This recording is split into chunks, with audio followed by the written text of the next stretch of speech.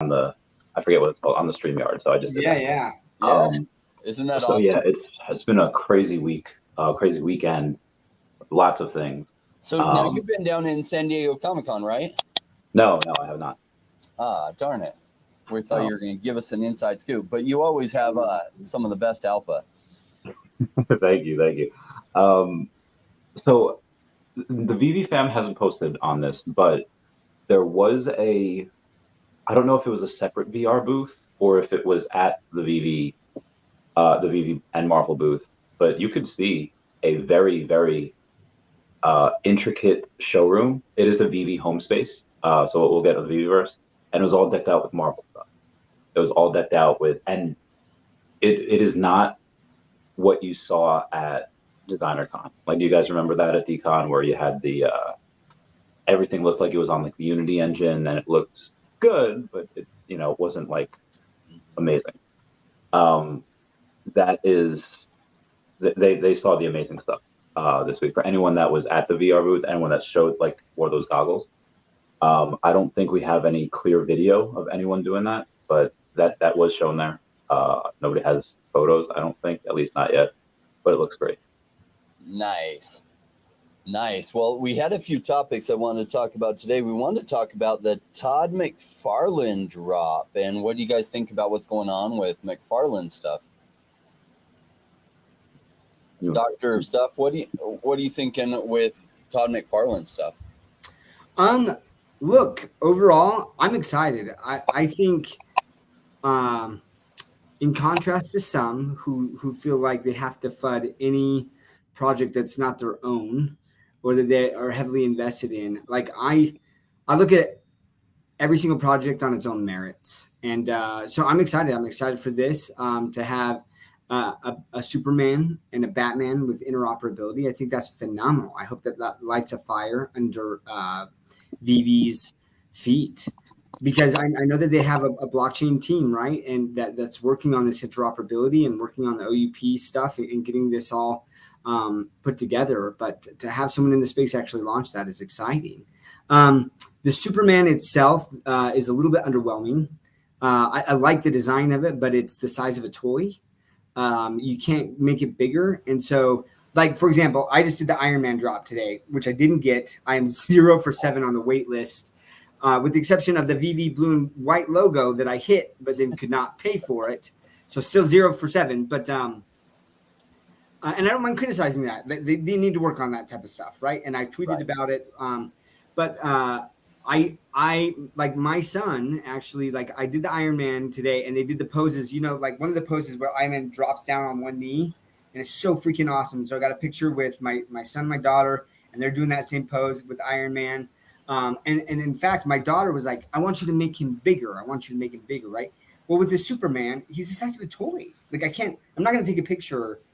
Like, so there's an AR version of it, but like it's useless, at least for that Superman, because it's a toy version. I'm not going to take a picture of my daughter with a little Superman toy. So a little underwhelming. I'm really excited to see what the Batman looks like, because in the preview that they had, he was blinking. So like, it looks like he's going to be, there's some sort of animation with it. Again, I love that it's interoperable, that I'll be able to send it to my own custody wallet. I'm really excited about that. And we'll see. Like, I'm excited what's coming. I don't know what the price is going to be on that. I know that the Superman itself was only limited to those who had like certain amount of XP points, which is great for rewarding holders. I thought that was awesome.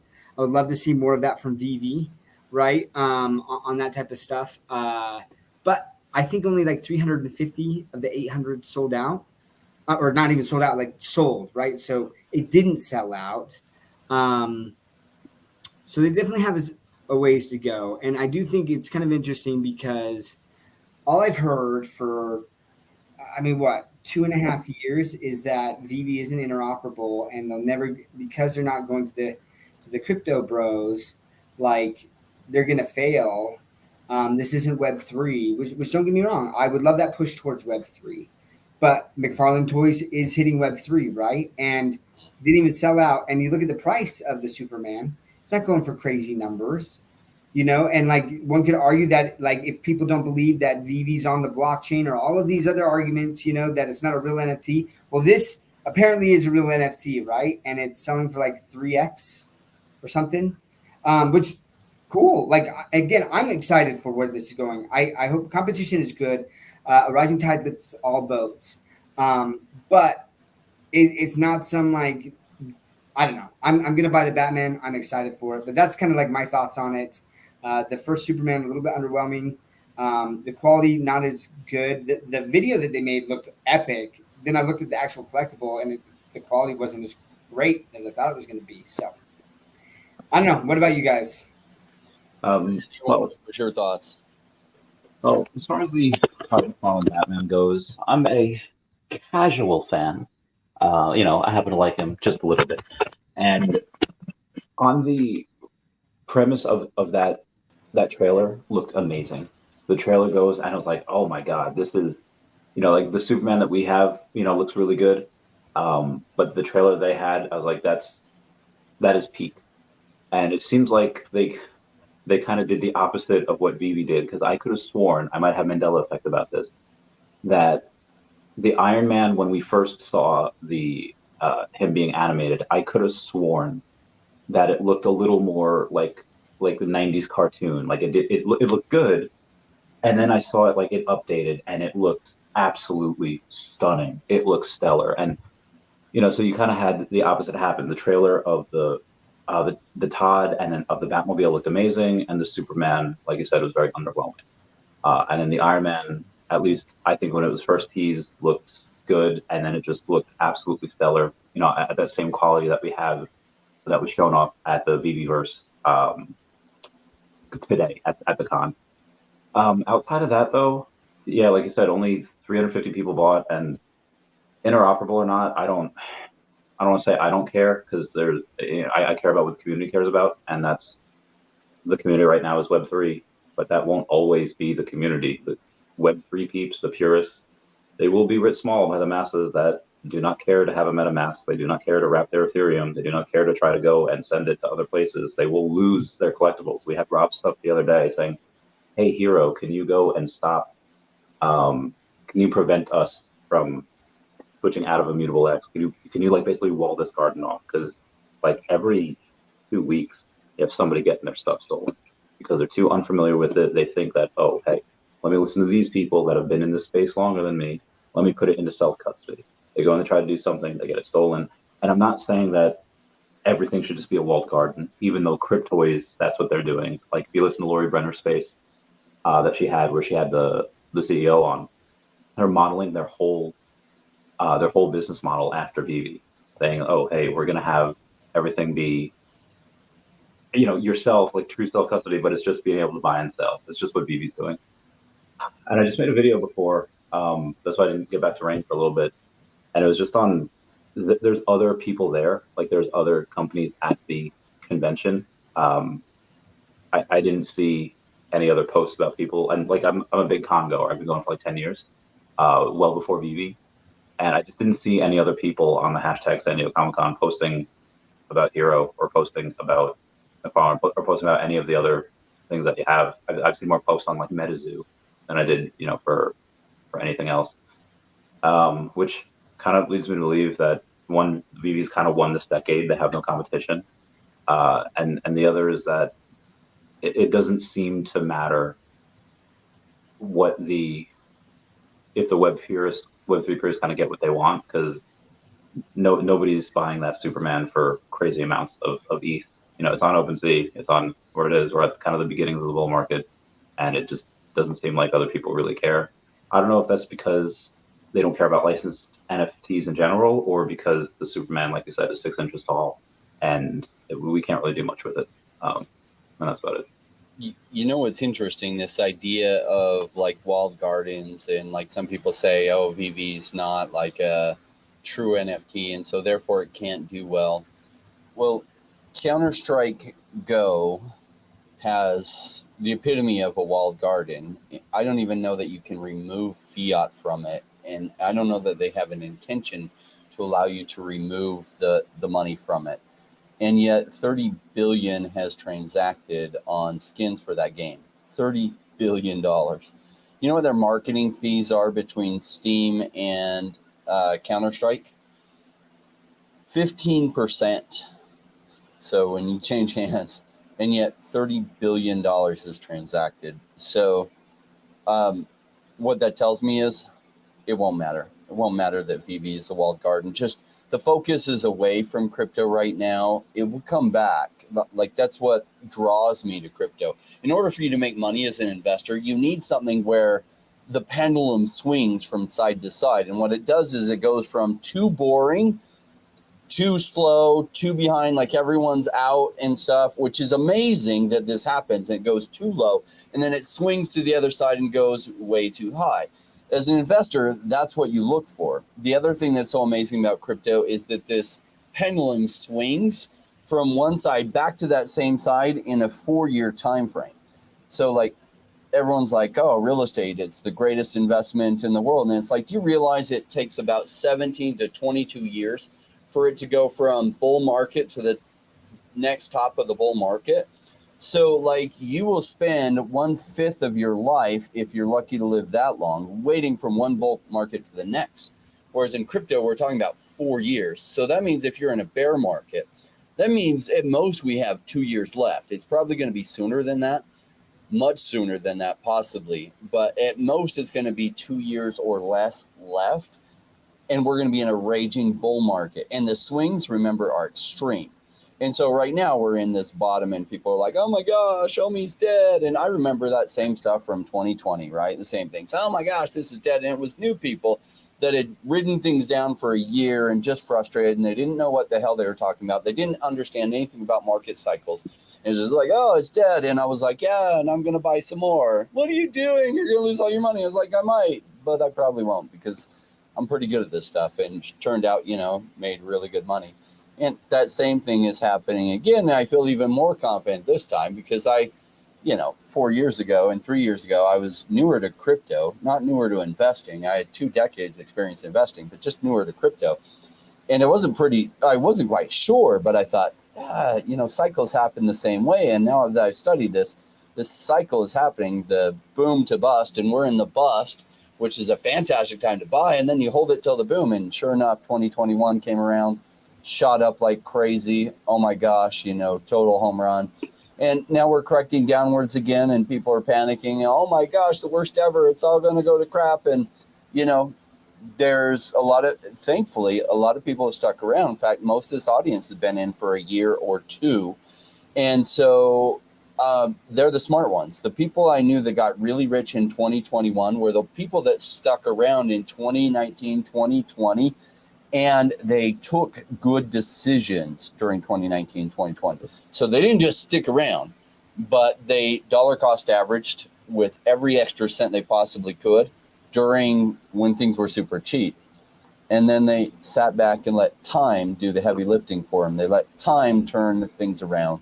And sure enough, it did. And we had a massive run again. And this next run might even be bigger. 2021 would have been bigger if there wasn't all this regulatory uncertainty that stopped the institutional money from really being able to flow in much.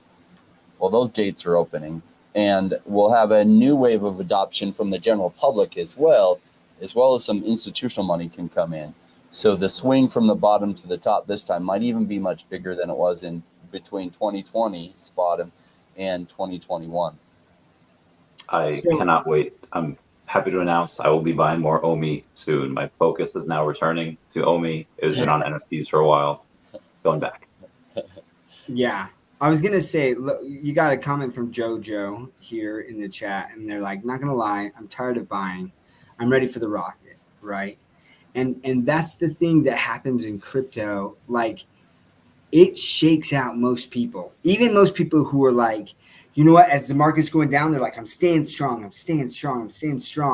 But then like a year, 2 years, and they're like, nothing has happened. I put money and it's just gone down even more.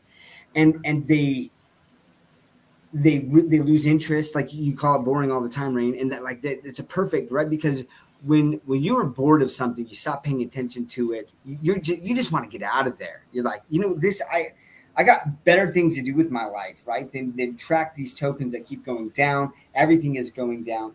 To me, it's so funny. Like I see so many times these comparisons of people looking at people's wallets right now, and they're saying these people are wrecked. They're so wrecked, and it's like, you know what? If you look at like a significant majority of the people in this space in crypto right now, if you look at their wallets and the tokens they bought when they bought, they are all wrecked, right? They're all wrecked, but they know that and they don't care, and they're the ones buying more. And those are the people, right? If this happens, if we have another bull run, so many of those tokens are going to pop off again, and all those people who were saying, oh, they were wrecked, they were never buying, and they're going to be in the same spot that they were or worse, you know. And then all those people that were wrecked, right, are going to be honking at them from their Lambos, being like, yep, like peace out, buddy, you know. That's my thought on it. And I feel you, Jojo. It is emotionally exhausting to put money into something only to see it go down again and again. I see that with Vivi collectibles. Right now we've had a little pickup. My argument is that some of it, if not a decent amount, is from the lack of cash out. I think we'll see collectibles drop a little again. But things are down. But it's that pendulum, like you said, Rain, and like I'm just waiting, and I'm being patient, and I have the emotional fortitude and the investor experience necessary to wait things like that out, right? So that's my play, and I'm excited. Randy, congratulations on that massive NFT play. That's special, man. And the thing that I love about it too is just someone that like truly believes, because you get so many influencers in this space. Like, look, I've heard so many people say, "Don't listen to Randy; he's going to get you wrecked." And I'm like, look, Randy is doing his thing. He's not telling anyone to do what he's doing, right? He's just saying, "I'm extremely bullish on Vivi and Omi," and that's where he's putting it. I've already said multiple times, like I need to diversify. I have to do that. I can't just put it all on red or something. But the people who do, and if it hits red, they will be much richer than me. And I'm okay with that, right? And I applaud that. And I like, if that's your risk profile and that's your risk threshold, that is great. But like, just to see someone who just is a true believer in something, and who's been successful at a lot of the plays that you've made in the past, right? It's fun. It's fun to see that. And part of me is like jealous, and I get some FOMO. Look, I'm still bitter about that gold and silver logo, and then I didn't pull the trigger because I didn't know you were going to release that video that just didn't pump the price. But I'm going to be snagging that gold and silver logo before decon. I'm going to grab one. I got to get one. But anyways, yeah, I love it. Congratulations. For anyone who's watching who doesn't know what he's done, Randy, why don't you tell them, just in case there's people. Yeah, sure. So I do want to piggyback on two of the things that you said. One with the cash out. There was somebody that was just commented saying like, oh, 7 days, 5 to 7 business days for cash out. That's a lot. And it can be, especially if you're, crypto is always person to person. It's very, very quick. You have the funds in minutes. But with traditional banking, those, if you want to get an ACH from a major bank, with Citibank, Bank of America, whatever, ACH can take multiple business days as well. Somebody commented like, oh, come to Jamaica, 5 to 7 business days is short. But that being said, I know somebody that had on a Sunday, that's in beta right now. On a Sunday, they went and requested the cash out, and they got their funds on Tuesday. So I think 5 to 7 business days is kind of just the max. You could probably get your funds before then. And the other thing we're talking about, it is emotionally draining and exhausting to put into something and keeps being read. You have to have a plan, and obviously, as Mike Tyson says, everyone has a plan until they get punched in the face. And like a very good plan would be to, not financial advice, but to go in the S&P 500, go in T-bills, just buy the VOO, buy the SPY, get the normal 9 to 11% each year. But when you have like a giant dip, like you did in 2020, even the safest investments such as that, you get punched in the face. You want to sell because you don't want to see it go any lower. And obviously with crypto, those swings are much, much bigger. So you could have the best plan in life, and some people don't have that fortitude. Obviously, the three of us and a lot of people watching, they've been through a couple, a market cycle or two before. They've seen that before, and they know to DCA and HODL. But again, not financial advice. For the logos, I did get very lucky because on the gold and silver one, I just, David gave me one out of his back pocket, didn't count it. He's like, oh yeah, here, and he'd like given others out beforehand, but it was just a random one, happened to be the number 41. And I was a little salty at first because everyone, when the Lambos came out, they were matching their logos to the Lambo and the numbers, and I was like, oh, man, like the number 41 Lambo was like 10 grand. So when the other logos came out, I tried to buy them like off. I don't think I got any off the wait list, and it wasn't until the blue 41, the blue and white one, had gone on auction for 5K, and the person messaged me. They're like, "Hey, I know you have the number 41. If you want to match it, the starting bid is 5K." I was like, "Listen, I don't have that right now. Even if I did it on one NFT, I don't think I could do it." They said, "Well, if I get no bids, we'll work out a price." I was like, "Okay, cool." So nobody gets it, nobody bids on it. So I offer the guy like 2 grand, and he says like, "Okay, that's cool, but I just got an offer from Nick Caffey, at Niddle over on Twitter. He offered me 2,200. I was like, okay, let's do 25. He's like, oh, Mr. MC1 just offered me 2,750. I was like, or not Mr. MC1, Mr. 41.e. I was like, oh man. Okay, like, can I just do 3K and you don't take any other bids? And before he had read that message, he's just like, or Dr. Rolex had like the 2,750. And then I offered him 3K. He's like, listen, Mr. 41.e had offered, like 3,500. I was like, oh my God. So what I did, I called an audible. I don't know what possessed me to do this. This is probably the stupidest thing I ever did. I saw the green 41 and the orange 41 on for 1,500 and 1,300. So I bought both of them. And they weren't on auction. They were just on there. I bought both of them, and I messaged Mr. 41. I was like, sir, as you know, I have the gold and silver logo number 41.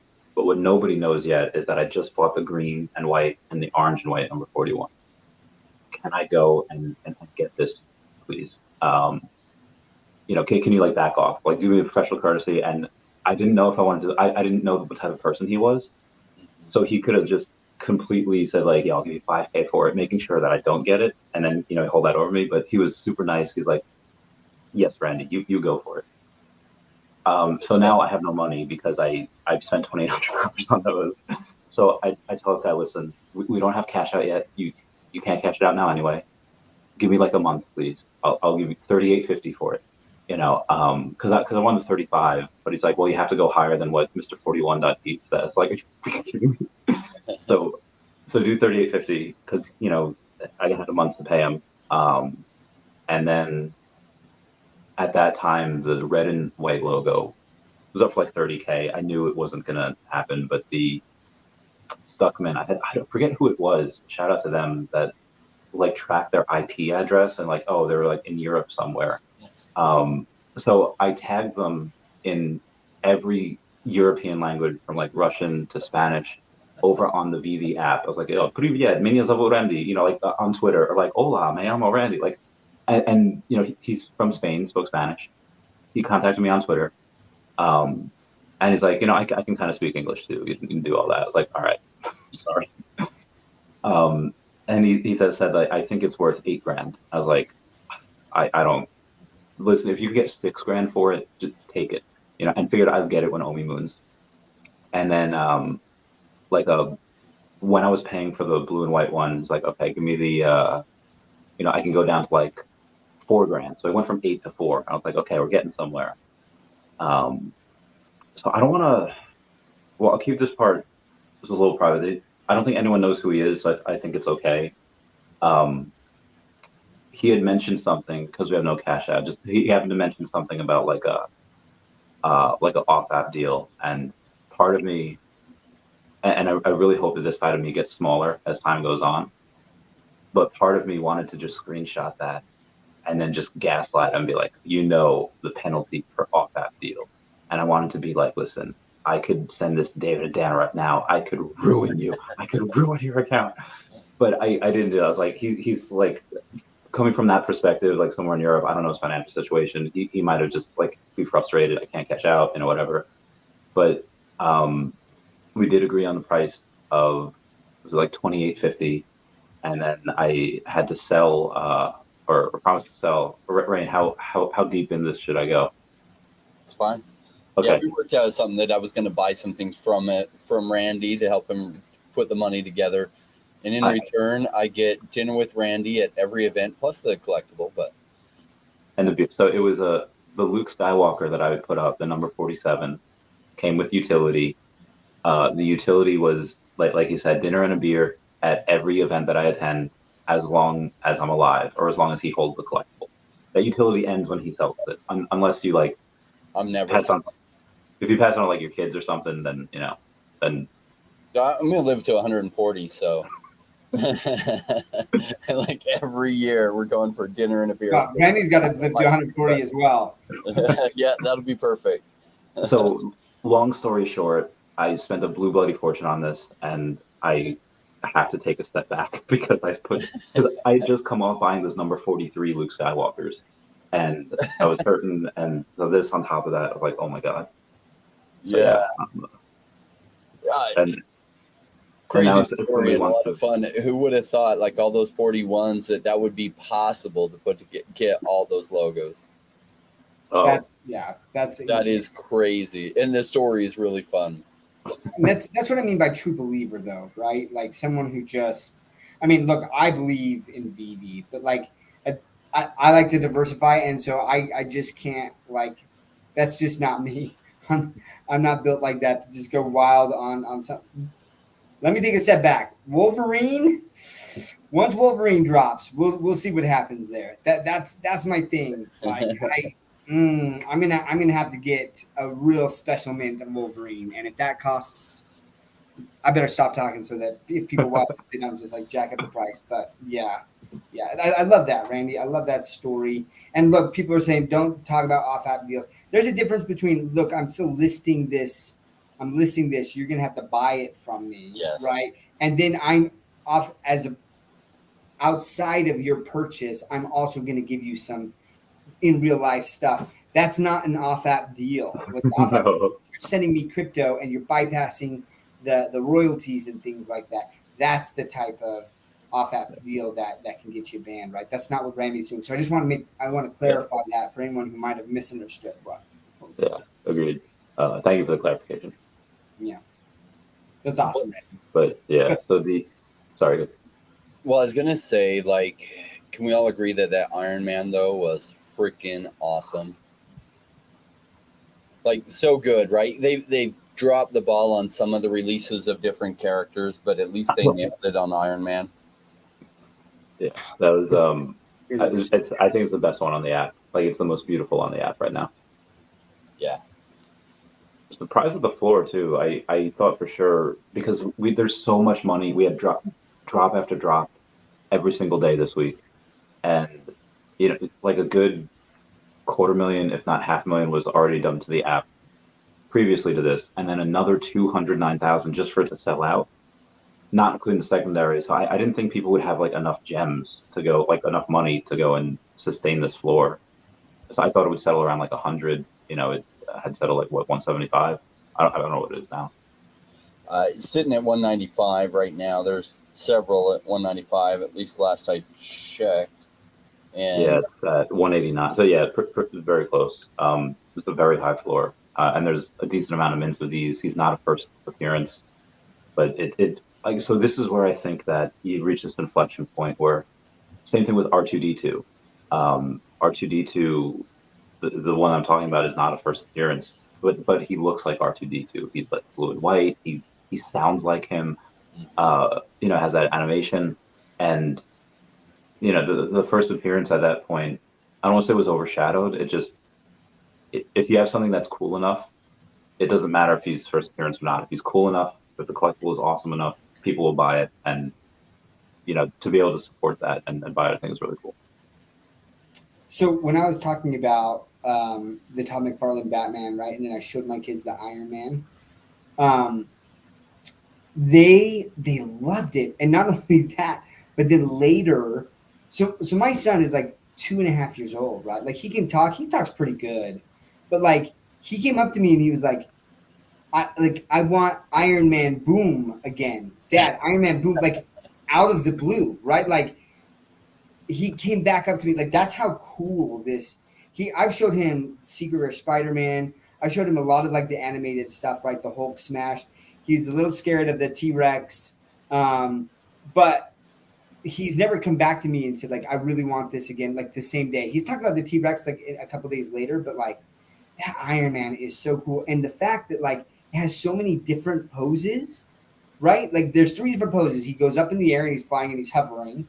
And then he's got one where he's still hovering, but he's in a different pose there. And then he does that one where he's like, that's that awesome land. But you get to fire, right? You can just tap his hand and he'll fire those beams constantly. And my son just like loved that. My daughter loved that. So definitely one of the coolest on the app. And this is one thing that I was talking to Rain about. I was like, I think short term, this animated Iron Man will outperform the FA Iron Man, the Golden Moments. I think it's awesome. But as more and more great collectibles get dropped that are also animated, it kind of starts to get like drowned out, like all of these ones, and people will start to look. Mark my words, people will start to look at FA again, right? Because that will be the differentiator. Because there's only one FA. You probably can get multiple animated Iron Mans, right? With different costumes, different sound effects. Right, but only one FA, and so I'm definitely going to collect several of these Iron Mans because I just freaking love them so much. But I'm also looking back at a lot of the FAs that right now are, in my opinion, at very great prices. If Vivi succeeds, right, which like I do believe that that's going to happen, and if it does, then these FAs are going to be very important historically. And that's where the money I think overall will go, because they're going to say, and that's the other thing, Randy, with this play that you made, that's kind of crazy. If Vivi becomes this massive, massive success, right? Like you have their first IP, right? And the first publicly available IP in the gold and silver logo, right? And then you have their next drop of the 41s, like who can even know like what that could potentially go for in the future. I mean, it's just wild. It's just wild. Sorry, I'm not going to acknowledge you, Jordan, and what happened there because I'm a little bit bitter about what you got nothing about his success. Wait list right now. Yeah, I didn't get through the wait list. I'm on the naughty list, I guess, because I haven't been getting through. Yeah, I got super lucky. This entire week I had what was it? Just scrolling through the gym, and this is how like addicted I am. And I don't know what type of message to send. Like, should always be in your phone, but in between sets at the gym, I'm scrolling the market. I'm scrolling like just looking for deals, and I happen to see at 6:13. Timmy always goes to bed at 6:13. Sorry, it's fairly odd. My parents' reference. At 6:13, I see at Eastern Standard Time, like, oh, there's what comic is this? And I was like, oh my god. Oh, and so I obviously couldn't go live. I couldn't do anything. So I was like, okay, let's go for it. And then I got it. And then the same thing happened again the next day. I was like, so I've been really lucky this week. So back to your Iron Man thing, so I want to bring up in The Mandalorian, in season 2, he finds an old school Naboo cruiser. And if anyone's seen The Phantom Menace, those Naboo cruisers are like yellow and silver. It's silver, whatever, and then there's yellow painted on it. And those toys were sold. They were awesome. They were cool because Anakin flies in it and there's a big battle. And in this one, it's the exact same Naboo cruiser, except it's just all metallic. Like the paint had worn off. And they used that as an excuse so you could sell the Naboo cruiser. Oh, but it's all metallic. So I do think at some point we will get that with Vivi. We'll get like, oh, here's Iron Man just with his beams. Here's Iron Man with the proton cannon. Here's Iron Man in his Mach 74 or 38. Like, there's so many different ones. And the big Iron Man teaser, there's so many fans, you know, that they'll buy it. So some people will be salty, like, you're devaluing the rest of them. And okay, fair point, they might. Um, but yeah, that's I mean, they do it with everything. I mean, Charizard is in like every other set for Pokemon. So you know, I don't really see anything bad with that. I forget what we were talking about. I feel like I went way off base. This is why, as the investor side of you, you want to pick specific items, right? Not just everything that comes out, specific item. And that's the investor side. The collector side of us wants to get like everything. But and it's balancing that, because almost nobody has unlimited funds. And so you're looking to get certain things. And I like to buy multiples of the ones that I really want. That way I don't ever have to debate selling my last one, because that's a rough position to be in. That's my thoughts on, you know, their collectibles, because they will make, just like Randy said, they will make multiples of like Iron Man and Batmans. We've had several seasons now. And so you're looking for specific ones. That being said, I'm really hoping they don't drop another logo, because I can't afford to get another 41. Because now it's out there. Now everyone knows. Like, and someone just Shanghai me. Yeah, but somebody else will get number 41. They'll be like, I want $100,000 to vote me for it. And you're like, no. Yeah, can't do that. But Clever Jerk had some really good mints. Clever Jerk just got the instant. He had the 123 mint of the partner statue, and he had the 789 mint. And he just did a deal where he got the 456. So now he has 1, 2, 3, 4, 5, 6, 7, 8, 9. He reached out. He got that deal done the same day as the 41, and he's like, "Hey, I'll announce this in like 2 days after, you know, the I don't want to rain on the parade." It's like, okay. And he said that, listen, when I don't even know what he does, but he says, like, you're gonna see as Asia comes on, you're gonna see these crazy rich Asians come on. And eventually, once you get in the Middle East, you're going to get these Arab money. You're going to get a lot of these people that are probably worth billions of dollars. And they don't care that they're overpaying for something. They'll just want the best of the best. So if somebody makes you an offer right now for it, don't do it. He's like, wait until the big money comes in. I was like, oh, you're getting me pumped. How much can you cover this? Part of it is what they pay for it is part of their statement, right? Yeah. So they're like, I paid $8 million for this, you know, and that's part of how they're expressing the value. So they actually don't want to negotiate the cheapest price, because then that ruins their statement, right? So it's having something that they're interested in, and I hope that they get interested in Vivi collectibles, because if they do, you will see the prices like you've never seen, because they can buy the entire collection out on something, the whole market. And for them, like, they've got oil money. That is like the most consistent, wealthiest money in the world, especially with the decision that the U.S. been making, and oil price all-time high. Yeah. Endlessly renewable. Rich. Endlessly rich, yes. So that might be a thing that happens where, let's say you have someplace in the Viviverse. Let's say it's a random IP branded world, like Cryptkins. I don't know if they're making that or not, but let's say they have Cryptkins, and you need to have a Cryptkin in order to get in there. I think some of these insanely wealthy individuals or families or conglomerates can just go buy up the store, become the stores themselves, and then jack up the prices. Mm-hmm. I don't know if Vivi's gonna have like a max amount that you can purchase because of things like that, try to combat it. And I would prefer them not to, from the standpoint of, like, that stuff happens in markets and it's okay. Mm-hmm. It's kind of a pain, but like, then if they get in trying to prevent like everything, then that still hurts other people too, right? So we'll see what kind of choices they make in that. It'll be interesting to see how this goes. What I like about it is Vivi's number one in this space, and the space is going to get huge. I was watching while I was at the gym earlier. I was watching, they had some show, and at the gym you can't hear what they're saying, but they were running some special on like the Marvel, the Masters of the Universe, like coming up with the He-Man figures and the Star Wars figures and the big wars between Kenner, is it Kenner, and like the other toy makers. And I was like, oh, this looks so fascinating. I'm going to have to find this and watch it where I can actually hear it, because they talked about the big battle for like action figures and stuff. And we're seeing the next evolution of that battle, and it's digital collectibles. And Vivi is massively in the lead for that. And what's cool about this is you don't have to preserve some box.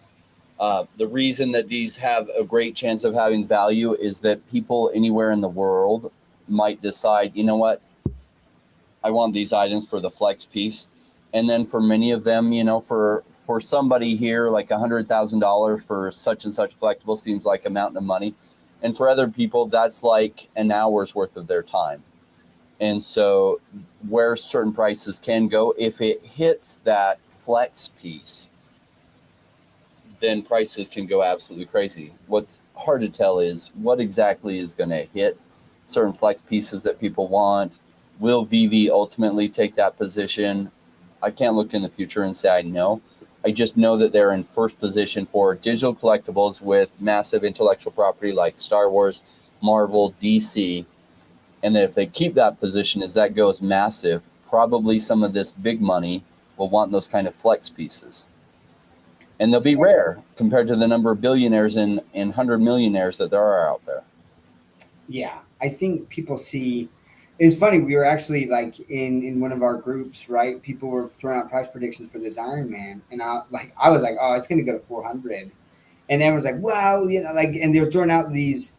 They're like maybe around 200, and I'm like, I would love it if it was at 200, and so like I got mine for like lower than 200, and I was super stoked, right? And it's funny because people are like, oh, well, there's so many editions, and I'm just like, that is so short-term thinking on certain things, right? Obviously, this isn't FA Ironman, so like I get it, right? But overall, like I was at an NBA game, and this was like a couple months ago. But I looked at my buddy and I was like, how many multimillionaires do you think are sitting in this stadium right now? Right now, just this one stadium, multimillionaires. It was like probably like 150. Or, you know, like in this one stadium. And I'm like, okay, now like multiply that over the world. Like there are so many multi millionaires, and then there's billionaires, right? And decamillionaires, and like the money that is out there. And like you said, Rain, like that social flex is so big. I wanted to read you guys a tweet from and Crypto Von Doom. I don't know if you guys knew who that is. It's pretty big in the crypto space. Bored Ape Yacht Club holder, like I mean, like all of these things, Azuki, the gods, right? He's got about 195,000 followers. He tweeted, "Digital collectibles have infiltrated San Diego Comic-Con, and there's nothing anyone can do to stop it. San Diego Comic-Con has evolved over the last 20 years to become the hub for pop culture globally. And this year, notice who he lists first. This year, Vivi Official, One Force, Cool Cats, 24/7 Comics HQ, and Pudgy Penguins are Trojan horsing their way into the mainstream inch by inch. This is a multi-year evolution, but I see it more clearly now than ever before." Massive. This is massive, right? You know what's crazy? This guy is a Web3 guy, right? Why is he talking about Vivi? What's he doing? He can't talk about Vivi. He can only talk about Web3, right? Like, don't get me wrong. Again, I want Vivi to go Web3, but there is a lot of guardrails that need to be put in place because people were talking about this. I know people who they understand crypto a decent amount, really struggle getting the Todd McFarlane Superman. Like they were like, I couldn't get it to work. And they're like, I feel like I know crypto. So like when we're talking about onboarding the masses, there's so much more technology that has to get put into play to put those guardrails, because I remember how terrified I was 2.5 years ago sending ETH, like thousands of dollars worth of ETH, right? And there was no like, this is an Ethereum network address, right? Like there was no notifications or anything like that. And I was just like, I like read each uppercase and lowercase, because if I accidentally deleted a letter or a number or accidentally slipped and bumped, added another letter, right? Gone forever. And the masses, like the general public, they will never touch that with a 10-foot pole until there's more guardrails on there. And that's why I love, and they talked about it. It was interesting because I reached out to Hello K, and shout out to Hello K. I was asking him, I'm like, hey, like, I wanted to make sure that I was doing it right, because there's the app and then there's like the web app as well. And I'm like, so which one do I buy this off of? Can I buy that off of either? Is there a better way to do it? And he's like, well, I'm just buying it off the web. But in the app, you can actually buy it with a credit card. And I'm like, okay, that wasn't clear. I kept looking for the CrossMint credit card purchase on the web, and I wasn't seeing anything. There's a lot of people who weren't seeing anything. And that's where Vivi comes in, and they've made it very friendly overall. There's still bugs to work out, right? Like people are gonna throw out and be like, "Look, I'm the one complaining. Like I'm 0 of 7 waitlist drops, and there's been glitches where it said I got it and I didn't get it. It was never delivered. Like, I've been salty about the drops, right? But that's okay. I can be patient, and I can tweet out and and this is the other thing that I really enjoyed. I tagged David Yu the third time where I thought I got the off the rebound. It said that I landed it, and then nothing came through. And I tweeted that out, and I was like, "This got to be fixed." And David, you liked that. Like I was so grateful for that, just that acknowledgement, right? Of like, hey, we see this, we understand, and we're working on it, right? Just that and like he didn't have to do that. I was super grateful. But overall, Vivi is taking this place by storm. There's more and more people talking about it. I love that what they did with that, getting people to drop on the Venom thing. I was I was so mad I missed that Venom comic, man. I was already having a rough day, and I missed that, and I was just like, after missing all of these waitlist drops and stuff, I was like, that's it. And then I even knew about the other comic, and I still didn't get that, Randy. I don't know what it is, man. I am just having a drought here, but I'm switching it. I'm being positive. I deleted my text out of that positivity channel because I'm trying to be positive. but anyways, where I'm going with all of this is there are starting to be major players, even in Web3, that can't ignore what Vivi's doing anymore.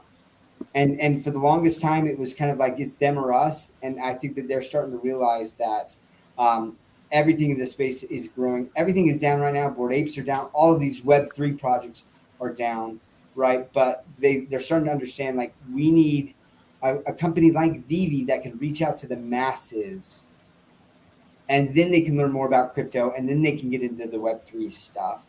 And so I love what Vivi's doing, and I'm extremely bullish, and I'm definitely trying to collect more special mints and really starting to focus on, because I feel like my MCP, I'm in the top 500 wallets. Like my wallet's out there, and it has been since they started making that list.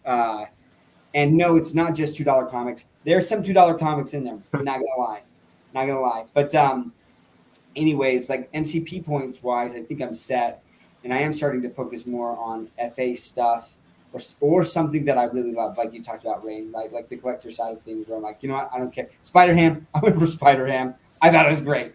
And like I didn't get it off the drop, bought it on the secondary, thought it was great. So you know what's interesting? A lot of people can't see. I call it golden vision. It's the ability to factor what the future has a good chance of looking like, seeing where things are right now, taking in past trends, and being able to imagine what the future might look like, and being decent, because nobody can see perfectly what that looks like. But I'll make a prediction. 2 or 3 years from now, many of these people that have stayed strong investing in OMI are multi-millionaires. Do I know that's going to happen? No, I don't know that we won't be in World War III tomorrow. I just don't think we probably won't be in World War III tomorrow. And this other thing, I think the probability is much higher than people realize. Vivi, what excites me about crypto is by getting a feel for who the team is, how they're doing, what their cash flow situation, other things, you can make pretty good predictions, especially if they hold the number one marketplace in an area that's going to expand and boom, like Vivi. And so when people ask me, like, what is my number one favorite bet this bear market, I say it's OMI. And they're like, do you think there's other things that could do better? Yeah, Bumper is one of the things that could do better, but it's higher risk. In fact, join me tomorrow because the Bumper CEO is joining me, I think 5:30 Pacific time for an interview. Randy, check that out. I know you and I have talked about Bumper before, and they did just make a strategic partnership with us. But so people can hear what I like about that. But it's higher potential return, also higher risk. OMI, it's not that it's not risky. It's just way less risky than most of the cryptos I hold, with still a high potential for return. So that's why OMI this cycle is my number one pick. Last cycle it was Cardano, and Cardano ended up going 200x from the bottom. A lot of my stuff ended up going 100x from where I bought at. Nothing to complain about. Where's OMI going to go from here? I don't know. It's going to be a wild ride. And a lot of people say I'm wrong on this. I am wrong once in a while. Just doesn't happen all that often on this kind of stuff, because this is what I'm good at. I think OMI's going to hit a home run, and it's going to be fun to see where it goes. In fact, it might be like my Axie Infinity bet. I thought Axie Infinity, if it did 100x, I'd be really, really blessed. It did like 3,000x from there. So we'll see where OMI goes. The other stuff was talking about low mints before. I had a buddy of mine text me before, and he said a couple of my latest grabs, he had purchased 87 NFTs in 4 days, and 90% of them were sub 100. He's going really, really hard. Now, granted, he didn't just start. He is kind of a big whale. He's got about 3 million MCP points, little 86. So he does go pretty hard. But I did want to, other stuff, your opinion on this. Vivi's the clear leader. It doesn't seem like anyone can compete with them, at least not on their level. Is there worry that maybe Vivi might be labeled as a monopoly, and they might be forced to be like, hey, you have to share like some of your IP, or you have to like, you can't just keep dominating. No. And why not? Do you want to go first, Shane, or I can go? I didn't. Well, did you ask me specifically? I'm sorry, I didn't. Oh, I didn't. Oh, I mean, I know that stuff. This is kind of like more. I know you work on the legal framework more than I do. So. Yeah, I highly doubt it. Right, for you to be a monopoly, there has to be such a high barrier to entry that makes it almost impossible, right? And if you're shutting out, because as long as another company could try and do it, and they have competitors in this space, Lots. Right, that are doing it. Yeah, not lots. That are doing what Vivi is doing. But basically what would have to start happening is you'd have to have companies that go in there, they try to do something, right? Like they get some other IP, and then Vivi pulls a move and kind of shuts them down, right? But if companies are just doing it and then they're just failing because they're failing and it's not catching on, that's not the same thing as like you can't go anywhere else because this big player is making it almost impossible to do that, right? So yeah, and I mean monopoly, it's just no. At least at this point in time with the information that I have, I just do not see that happening, right? But you want to know something interesting, if you want to talk about kind of like not necessarily monopolies or duopolies, but like where there's very few in this space. One of the things that I find is extremely interesting is when you get like the Metas of the world or the YouTubes of the world that are saying, oh, please put more regulation in place. Please do that. You know why they do that? Because compliance with regulation costs money.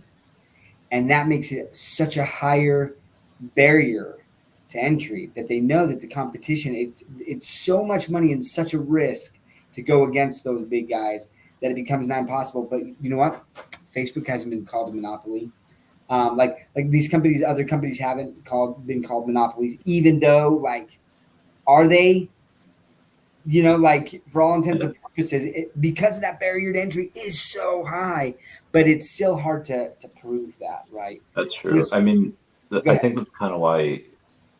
Oh, I mean, like Disney, like, oh, hey, them buying Fox or them buying whatever might be considered a monopoly, and you know they're not $1 trillion company. They're worth, I don't know, like what, 260 billion, give or take.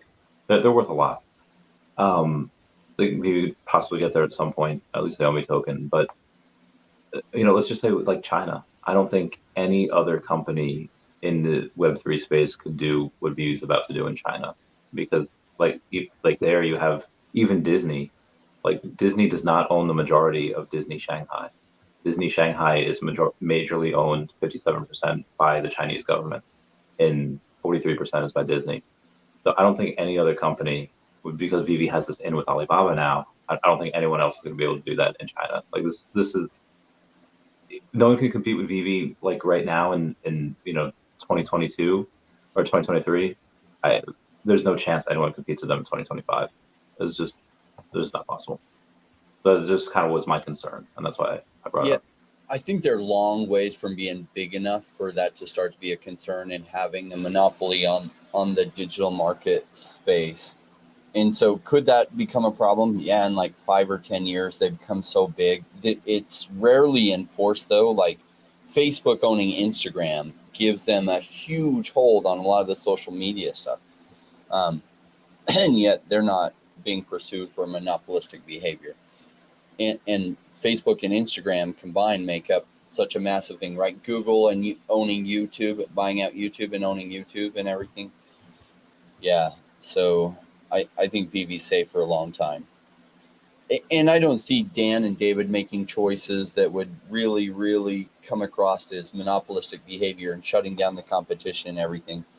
I, yeah, not a concern at all for me. Okay, cool. Thanks for putting my concerns at ease. Let's see. Was there any other things we wanted to? No, we addressed all those. Anything else on your guys' mind? Omi's been kind of quiet and not doing a lot. Randy, you have big bag of Omi. What's your thoughts on what's going on with Omi?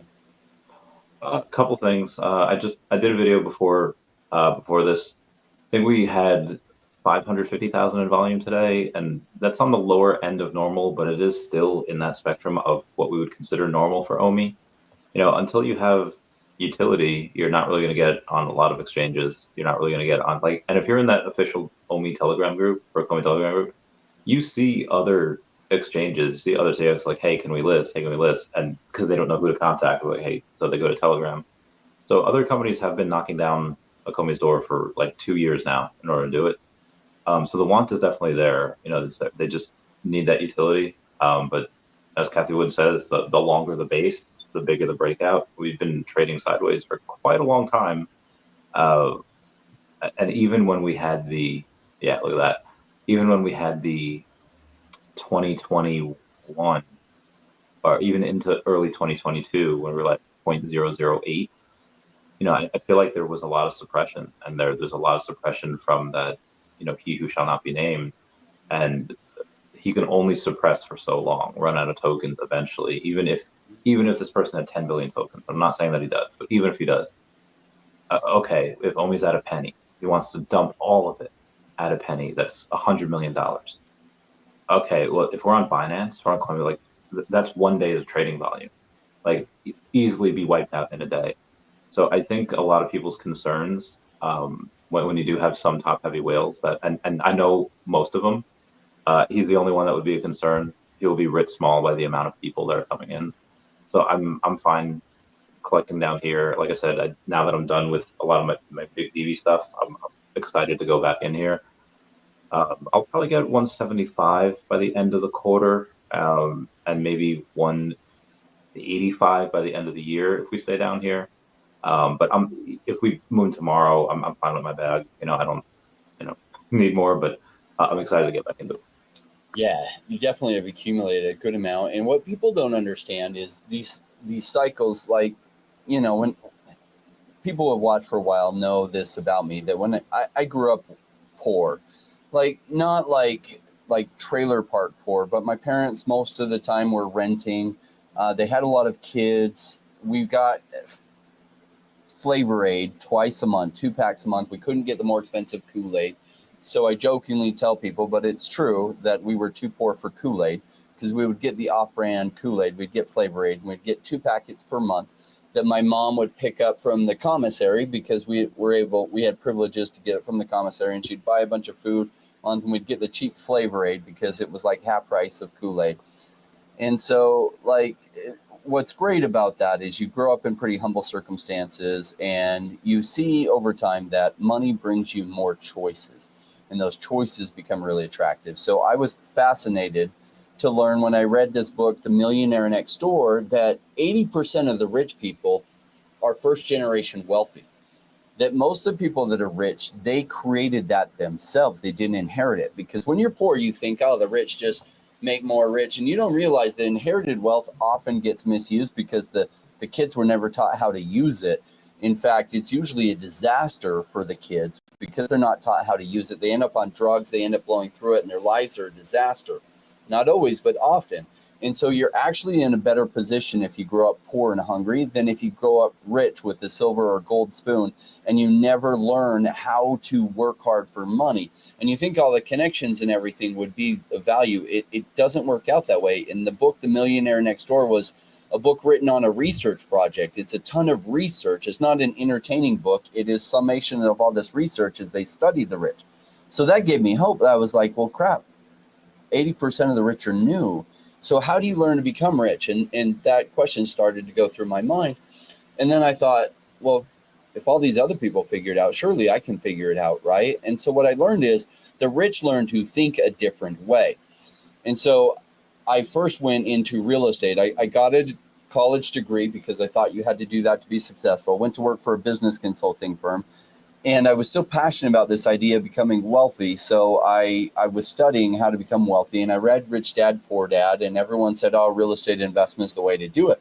And it is a great way to do it. Over 30 or 40 years, you can go from not much income. In fact, I knew a guy making below minimum wage, immigrant to the U.S. from Mexico. And he was a janitor. He was now making above minimum wage, but he was a janitor where he was at. And one day he drove up in like a $70,000 Cadillac. And I was like,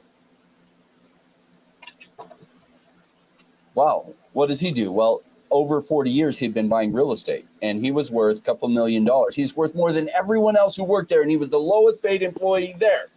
And I was like, if that guy can do it, anyone can do it. But 40 years. So I was on that journey, made some great decisions, made some mistakes, lost half of my stuff, got divorced, lost the other half through the divorce and was worth negative money. And then I was rebuilding, and that's okay. I was like, oh, I learned some good lessons. I was rebuilding and starting to accumulate some property, and I found crypto, and I was like, this is what I'm looking for. It's got shorter cycles, massive volatility, but part of that is buying when it's boring like it is now. And so it took me a little bit, a solid 1.5 to 2 years to really figure crypto out. And that's why I did release this course just recently, Zero to Crypto Hero, because it's everything I wish I'd known. My first 1.5 to 2 years would have made me way more money and saved me a whole lot on mistakes. But I was just new. And even though I knew investing for 20 years, I didn't know crypto because I was new. And so I had to go through the learning curve. And I wish there was somebody that already knew all this stuff and had a big background in investing that could explain it to me in a process of maybe a couple of days. But that wasn't the case. I had to learn some of it the hard way and learn that, man, really in crypto, if you understand these cycles and you buy when it's boring and you load up, not with money that you need to pay the rent, not with money you need to pay the mortgage, you can't go homeless. You need the ability to be patient with that money, but you load up when it's cheap and then you sell when it's expensive. And I really did that during the last bear market. And I knew just a few other people that were doing that too. And you had to wade through all the FUD like we're hearing now, right? Oh, he's dead and this, and you just wade through it. And we were stocking up. And I know like 5 people that became massive multimillionaires. Unfortunately, I knew a whole lot more people that were in the crypto space, but they washed out during the bear market, stopped paying attention. Oh yeah, I have a little bit. Most of them sold what they had. Some kept it, but all but like 5 of us left and didn't keep buying. But those of us who did stick around and kept buying like crazy all became multimillionaires when the market turned around. So what decisions are you guys making? Because that is going to determine your success this next bull run. I suspect it's coming in the next year. Could be sooner, could be a little bit later. I don't have a magic crystal ball that works. But if you're here now and you're taking the right actions, you are in the best place you could ever be, because, man, it'll change some things for you. Now, if you've never had money before and you make massive money, you're going to learn and you're going to make some mistakes. That's part of your learning process. But if you're lucky, you've got 2 of these cycles, the bull run ahead, and then it'll probably overswing. In fact, if all these institutions come in and everything, it'll probably go super boom. What's followed by a super boom? Yeah, super bust. But then what follows a super bust? Another big boom. And so I hope it plays out exactly like that, because that means every one of you have 2 cycles. If you're diligent and you make the most out of this cycle, you still might have another cycle to get into that massive trajectory, the second cycle too. And you'll still learn some valuable lessons on the way. If you haven't had millions of dollars, you're going to trust some of the wrong people. You're going to spend some of your money unwisely. It's just part of the process. But you'll have done enough that you probably won't blow it all, and then you'll be able to take one more cycle up, and by then you've learned some very valuable lessons, and you're probably ready to be wealthy in your life. That's exciting. That is. Hey, Rain, I wanted to just real quick. McGenzie had asked a question about, and some other people too, like, where's Reese, right? Where's the team? We're not getting these updates anymore. And I talked about it last week a little bit, but one of the things I've seen the team do is kind of pull back, right? And they're reassessing how they interact and communicate to the community. And look, we're used to, I mean, it was grassroots campaigning basically, like early on, right? Where they were doing these like monthly AMAs on Twitter Spaces, right, where anyone could come up and ask the CEO questions, and then they got away from that, as David was always like releasing alpha that he shouldn't have, and so then they pulled him back, and they're like, maybe we need to rein that in a little bit, and we're going to get these like these pre-recorded videos. We'll do that, and that was like monthly, and people are concerned now because now we haven't had a monthly update, in a couple of months, and we haven't heard from Reese in a while. And what's happening is they're maturing in the space. And I know that people are going to FUD and say that I'm making excuses, and it's so funny to me. In fact, I think recently was just called the doctor of excuses for Vivi, which is so. I'm investing. Like I try to put the emotion out of it, and I look at things, right, and I'll call things as they are. There's some things where I'm like, hey, like I'm concerned about this, but realistically, what's happening is the company is getting bigger. They're sending more and more IP, and they're growing, and they don't have time to do this. And I know that that's tough to say, but like, look at almost any other company in the space right now. They're not doing monthly videos. I think right now, like I saw Cryptoys, like the CEOs, he's been going on all these channels. It's great, right? As he's trying to build up this community. But I would hope that 2.5 years from now, he's not doing all that, because that's not a good sign that the company is growing. And so Reese, I don't think like they pulled Reese back until they have more OMI news. And I don't think that they're going to have more OMI news until we get the utility. Until the utility is there, there's not going to be more OMI news about exchanges or like so we need the OUP, and they've talked about that, and they said that it's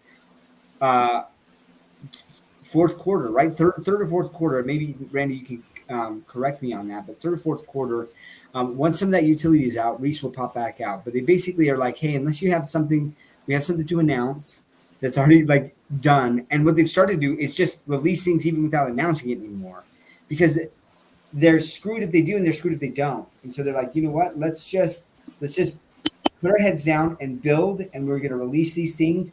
And then when we do the videos, we'll talk about the things we've released. And we're not going to talk about the things that we're about to release, because now we know that timelines get messed up all the time, and all that happens is people get upset, and it doesn't do anyone any good. And so they're just putting their head down. So McGenzie, that's my comment, is I think that Reese has been absent because they've been building out this OUP. It's definitely taken longer than I would like. Like, I'm not going to sugarcoat that. That's Uncle Jeremy. He's not excited about how long the utility is taking. But again, it's taking a step back and taking the emotion out of it and saying, is it coming? And how soon do I think it's coming? I do think some of the utility is coming this year. And so I could be patient with that. And like we talked about, all these catalysts that are coming down the road, as the utility starts coming with the OUP and OMI, and I guess I don't know if it's going to be the loyalty program or what they're going to start calling that. Like, these pieces are slowly coming into place, and I'm being patient. And I'm trying to stack, not as crazy like stack as Randy, but definitely stacking a lot more.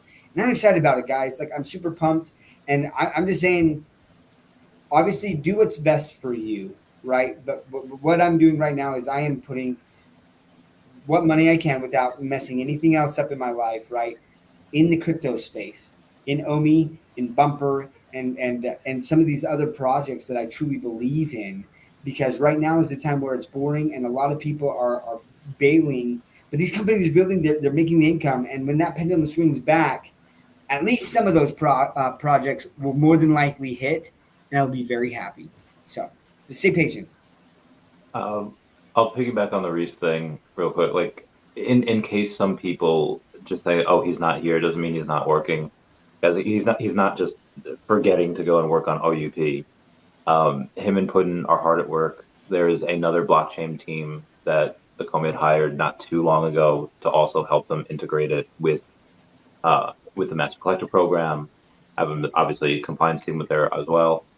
But on top of that, everyone has their own strategy. How low or hard you want to go is really up to you. I've From the early Tesla days where I was making videos on Tesla Pokemon cards, I always told people, hey, you probably shouldn't do what I do. Like, I'm just giving you guys my moves, but going all in on things is extremely risky. The reason I did it is because I'm a little bit of a cowboy. Um, but I also, there's a very fine line between being, hey, like being frugal, which is another word for cheap, and then being almost sick, almost like, hey, Randy, it's probably not a good idea to just eat Taco Bell every day. Well, I get all my calories for like $4, so why not? Um, I've aged, I would say, 20 years the past 10 years. I used to look 5 years ago, and paying the price for it. Um, but that's just again what I'm doing. So but I like Rain said, don't go homeless. But I would like for me, like if I, like, let's say lose my health, lose my job, whatever. I'm not selling Omi down here. I'm not like I will live in my crappy Honda Civic. I will not. I can't. I'll do what I can, and I'll get more. I'll scream and say I'll get a little bit more each day. I will, because I know in my purview of the world that it will pay off. Do I have a crystal ball? No, absolutely not.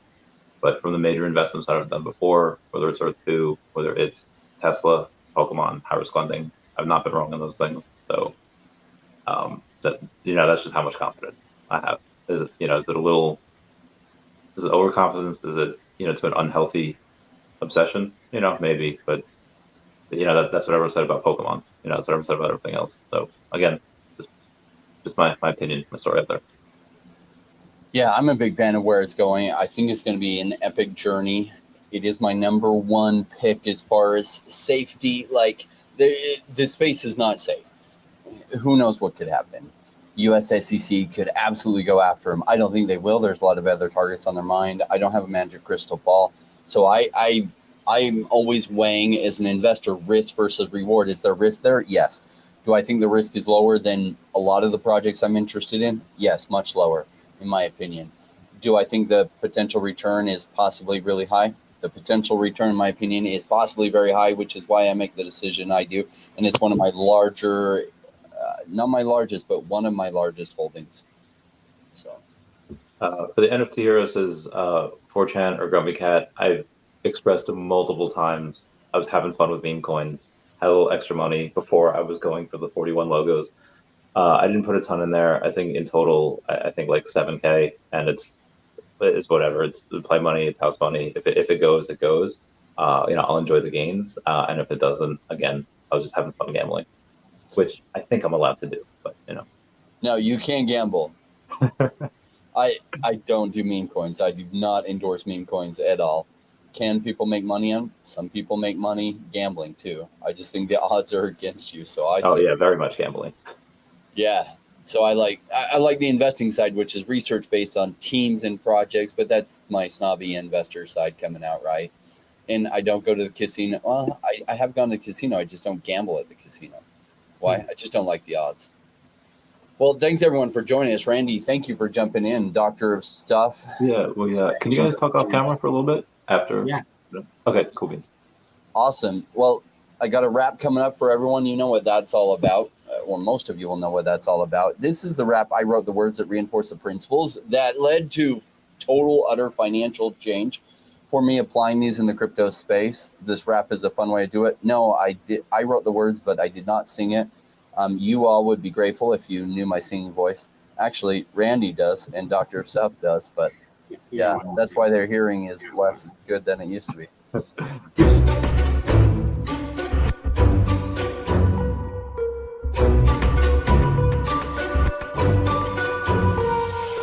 Came into the space chasing all of the gains, chasing the pumps and all of the hype trains. But like in life, shit, right before you could, was told to buy when it was pouring like a rainmaker should.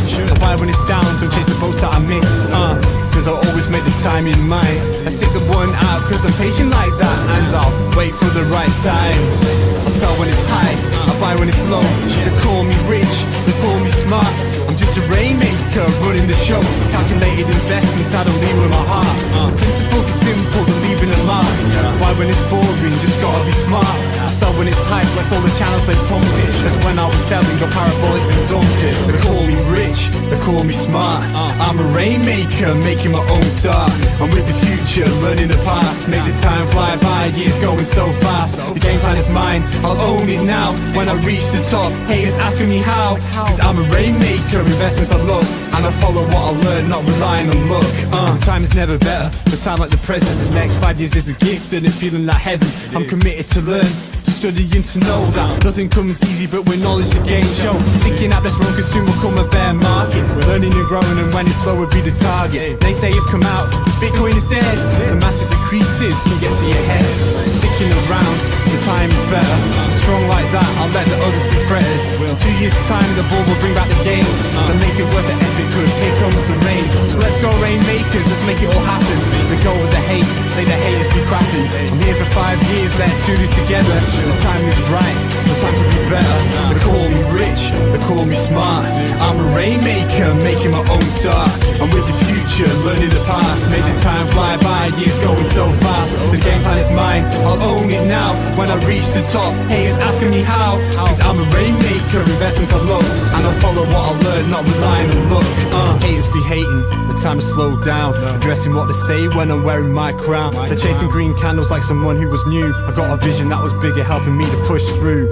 I'm still human and sometimes it is rough, and that's what makes me special, simply I stay tough. Cause I'm a rainmaker, investments I love. And I follow what I learn, not relying on luck.